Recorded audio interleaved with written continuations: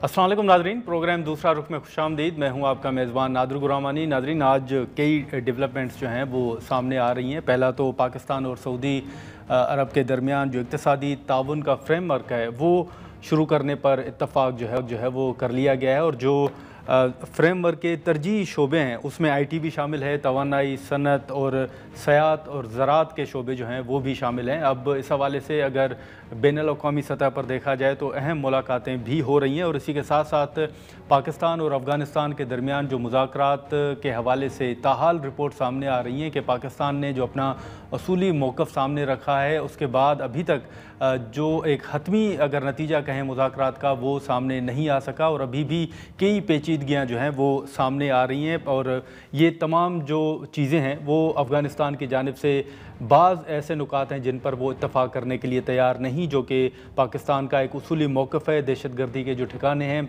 उनकी निशानदेही और उनके शवाहिद भी सामने रखे गए हैं। इसी के साथ साथ अगर हम दीगर इशूज़ पर बात करें तो आज भी पाकिस्तान तहरीक-ए-इंसाफ़ का जो मुतालबा है कि इमरान खान से मुलाकात करने की इजाज़त दी जाए ताकि सूबाई असम्बली के जो इलेक्शन था उसके बाद अब CM के इलेक्शन के बाद काबीना की तश्कील का मामला भी तय पा सके और उसके बाद जो मामलात हैं वो आगे बढ़ सकें। तो आज भी इस्लामाबाद हाई कोर्ट के फ़ैसले के बावजूद वज़ीर आला खैबर पख्तूनख्वा की इमरान खान से मुलाकात नहीं हो सकी। और इसी के साथ साथ एक जो चीज़ चल रही है कि कोर कमांडर पेशावर ने जो CM से मुलाकात की है उस हवाले से भी जो मुख्तलिफ़ तनकीद अगर कहें पाकिस्तान तहरीक-ए-इंसाफ़ की जानिब से उनसे सवालात भी हुए, ख़ुद CM से भी सवालात हुए जो कोर कमांडर पेशावर ने उनसे मुलाकात की। और इसी के साथ साथ जो एक इंटरनेशनल स्टेबलाइजेशन फ़ोर्स का हिस्सा बनने के हवाले से ख़बरें सामने आ रही हैं, उस पर भी हम गुफ्तगू करेंगे। और समेत कई इशूज़ हैं। बैरिस्टर अकील मलिक साहब हमारे साथ मौजूद हैं। बहुत शुक्रिया बैरिस्टर अकील मलिक साहब वक्त निकालने का। सर, सबसे पहले तो ये बताइएगा कि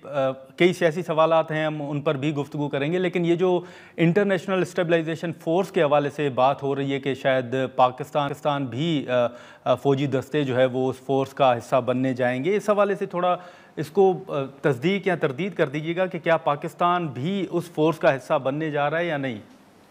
बिस्मिल्लाहिर्रहमानिर्रहीम। गुरमानी साहब बहुत बहुत शुक्रिया। देखिए, अभी इस हवाले से कोई हतमी फ़ैसला नहीं हुआ और मैं समझता हूँ कि अगैन ये मेरा एक ज़ाती व्यू है कि अगर फ़लस्तीनियों के जो एक लॉन्ग उनका कॉज रहा है फ़लस्तीन की रियासत के हवाले से और पाकिस्तान के एक 1967 के बॉर्डर्स के हवाले से, प्री 1967 के बॉर्डर्स के हवाले से अल-कुद्स शरीफ उसका विद इट्स कैपिटल और 2 स्टेट सोल्यूशन के हवाले से, तो ये हमारा एक बड़ा मौक़िफ़ प्रिंसिपल स्टांस रहा है जो थ्रू एंड थ्रू रहा है इस तमाम तर मामले के ऊपर।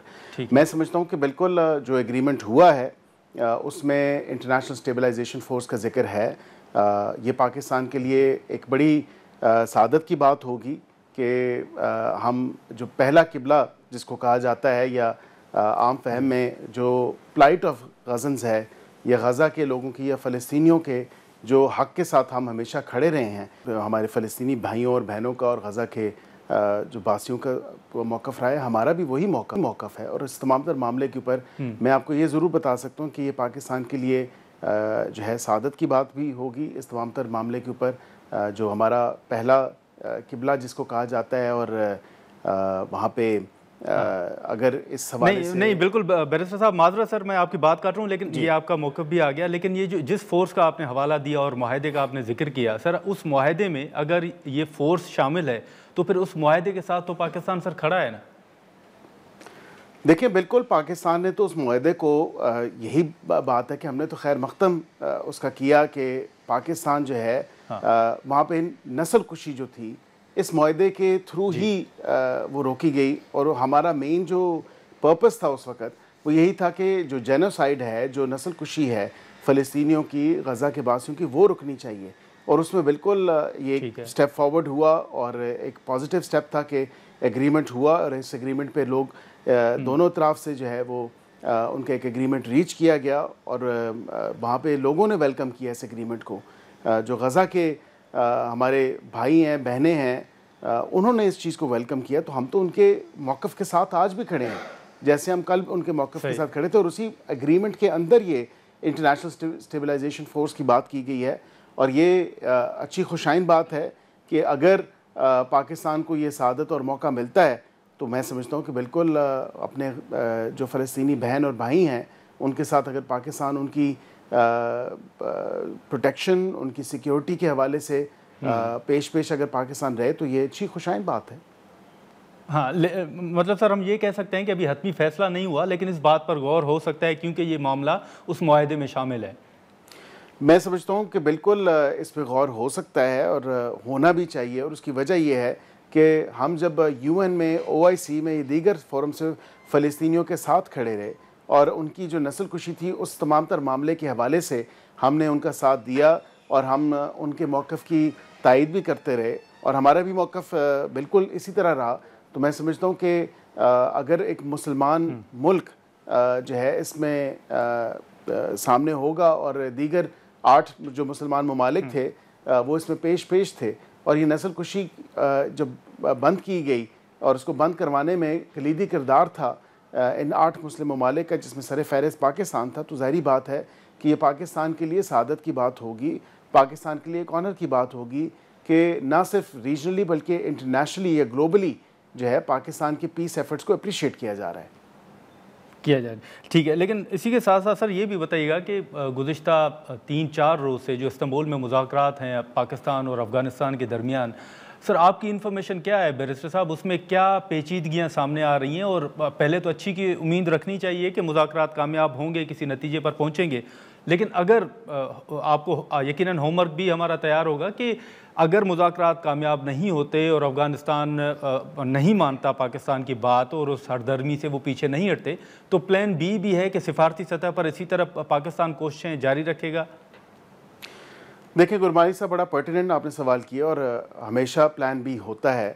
पाकिस्तान ने बड़ी नेक नीति के साथ, साफ नीयत के साथ 1 पॉइंट एजेंडा जो है इस दोनों जो दौर हुए मुज़ाकरात के इसमें सामने रखा और बिलखुसूस जो अभी इस्तांबुल में हालिया कह लें मीडिएशन अंडर वे है, दोनों तरफ से जो एक बातचीत का सिलसिला जारी है, उसमें अब चौथा राउंड जो है उसमें वो दाखिल हो चुके हैं तमाम तर मामला। मैं ये समझता हूँ कि इस नेक नीति को सामने रखते हुए पाकिस्तान ने सिर्फ और सिर्फ 1 पॉइंट एजेंडा रखा और पाकिस्तान ने कहा कि आप किसी भी फैक्शन को, चाहे वो FAK हो, ISKP हो, TTA हो, TTP हो, आप पाकिस्तान के अंदर जो अटैक्स होते हैं वो आपकी सरजमीन के ऊपर प्लान होते हैं, फिर वहाँ से कैरी आउट भी किए जाते हैं और वहाँ से आपकी कोऑर्डिनेशन होती है। तो आपकी सरजमीन जो अफगान सॉइल है, that should not be used against attacks, terrorist attacks in Pakistan. तो हमने तो ये बड़ा एक वाज़ेह मौक़िफ़ रखा और उसमें हम चंद बातें जो हैं वो इन लाइट ऑफ दिस, और हमने एविडेंस वहाँ पे दिया, खाली हवा में बातें नहीं की, जो एविडेंस पेश किया वो कोरॉबरेट भी हुआ, वो इवन मीडिएटर्स ने भी सामने देखा तमाम तर मामला, उन्होंने पाकिस्तान के मौक़िफ़ की तायद की, उन्होंने कहा कि बिल्कुल पाकिस्तान जो बात कर रहा है वो हक़ पे बात कर रहा है, वो सच बात कर रहा है। प्रॉब्लम कहाँ पे आता है? प्रॉब्लम असल में वहाँ पे एक काबुल ग्रुप है जिसको कहा जाए, एक कंदहार और एक खोस्त, ये 3 ग्रुप्स हैं।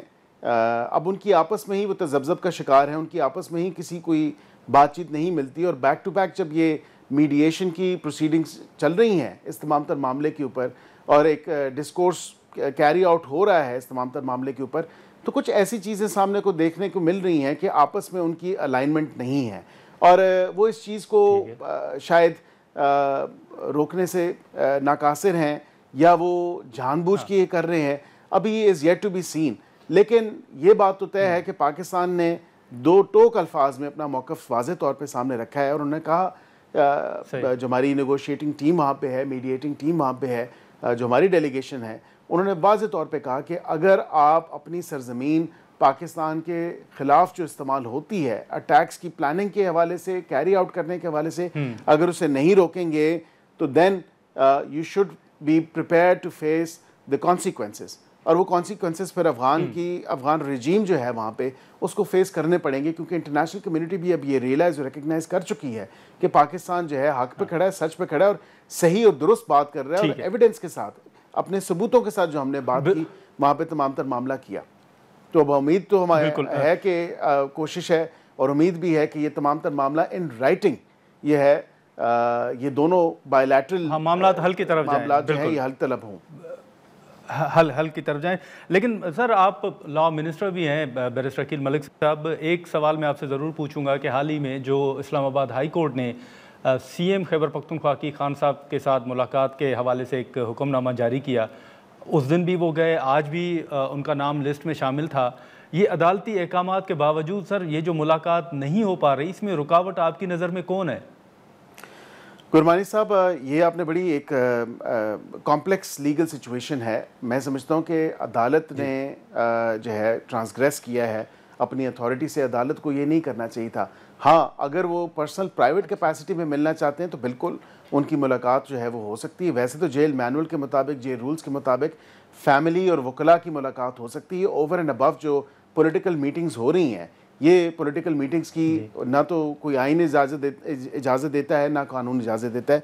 अब मैं आपके नाजरीन की for the benefit of their knowledge मैं ये आइन की कॉपी लेके आया हूँ और मैंने बतौर एक कानून का तालिब इल्म, आइन का तालिब इल्म होने के नाते मैंने इसका मुताला किया और मैंने कहा कि शायद मेरी नज़र से ही कोई एक ऐसा आर्टिकल जो है वो नहीं गुजरा होगा। तो दो आर्टिकल्स जो हैं इसमें 129 है और 130 है। इसी आइन की किताब में, आइन पाकिस्तान में जो है वो वाज़ेह तौर पे लिखा है कि जो कलेक्टिव रिस्पॉन्सिबिलिटी है सीएम की, वो कैबिनेट और काबीना को वाज़ेह तौर पे डिफ़ाइन किया हुआ है।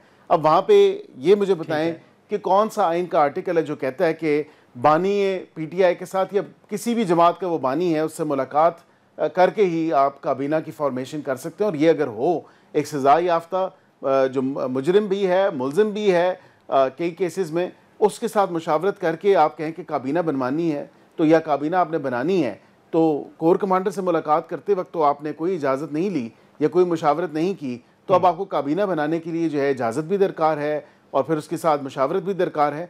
ऐसा नहीं हो सकता। ये मावराए आइन और मावराए कानून बात की जा रही है। जब एक सूबे के नुमाइंदगान ने देव Repos there confidence in you और आपको 90-91 वोटें मिली हैं उस हाउस में, और फिर आपको चीफ मिनिस्टर के ओहदे पे जो है आप बैठे हैं, तो कुछ आईनी तकाजे भी होते हैं, कुछ कॉन्स्टिट्यूशनल ड्यूटीज़ और रिस्पॉन्सिबिलिटीज़ भी होती हैं। यहाँ पर हम मुख्तसर सा ब्रेक लेंगे।